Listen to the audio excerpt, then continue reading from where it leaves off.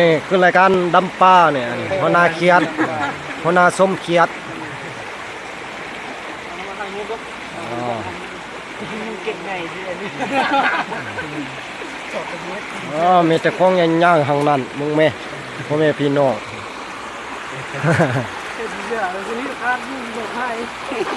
คุณเท่ากับแม่ครับว่าซุ่มนี่มัน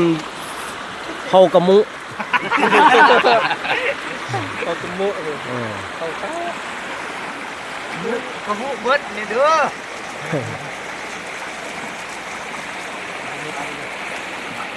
หนุ่มจริงมันเป็นยืนกงอยู่หันว่าอันนี้แปลว่าวิดีโอเด้ตำนักกันเลยนี่ตำ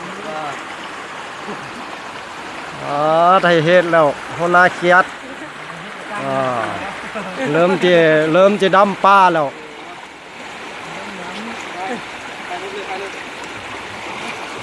มันได้วิวเลยไก่หัวใส่จับเบิ่งดูจับเบิ่ง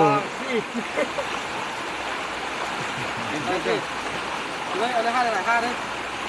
ค่าเลยไงยังบ่เจอไงลังนี่หัวป่ามึงเห็นจะได้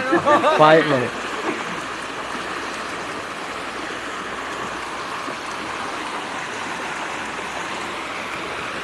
แน่พ่อแม่พี่น้องเอ้ยนี่คือกองไฟเนาะปิ้งเน่าปิ้งเน่าเนี่ยปิ้ง